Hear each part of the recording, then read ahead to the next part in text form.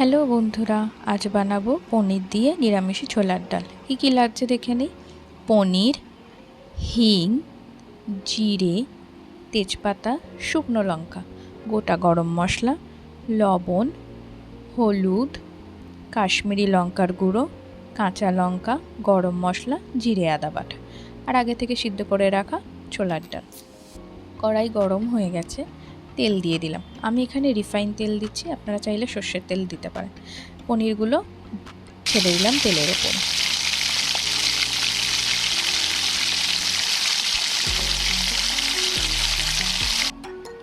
ভালো করে নাড়াচাড়া করে ভেজে নিন।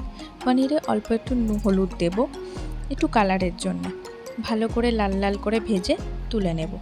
আমি এই তেলেই ফোড়ন দিয়ে দিচ্ছি, আপনারা চাইলে অল্প একটু তেল অ্যাড করতে পারেন।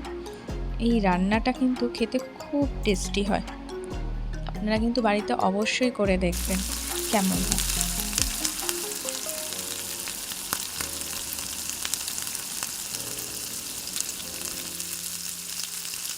এরপর জিরে বাটা, আদা বাটা দিয়ে ভালো করে নাড়াচাড়া করে নেব। তারপরে দিয়ে দেবো একে একে সব মশলাগুলো।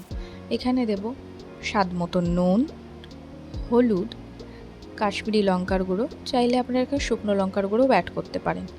এরপরে দিয়ে দেব আগে থেকে সিদ্ধ করে রাখা ডাল, দিয়ে ভালো করে নাড়াচাড়া করে নেব।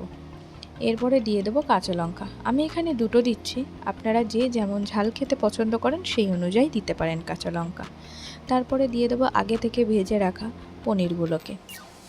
এরপর পনির আর ডাল একসাথে ভালো করে মিশিয়ে নেব, নিয়ে পরিমাণ মতন অল্প করে জল দিয়ে দেব।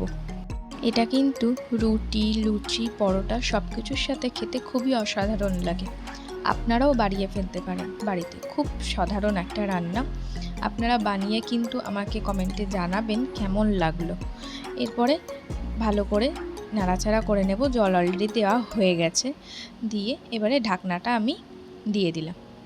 ঢাকনা খুললেই অলমোস্ট রেডি আমাদের পনির ছোলার ডাল। দেখুন কি সুন্দর কালার এসছে। এরকম শুকনো শুকনো করে নেবেন।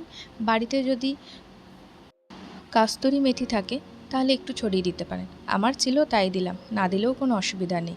এরপরে দিয়ে দেব শাহি গরম মশলা। এরপরেই রান্না আমার কমপ্লিট। ভালো লাগলে লাইক করবেন, শেয়ার করবেন এবং আমার চ্যানেলটিকে সাবস্ক্রাইব করে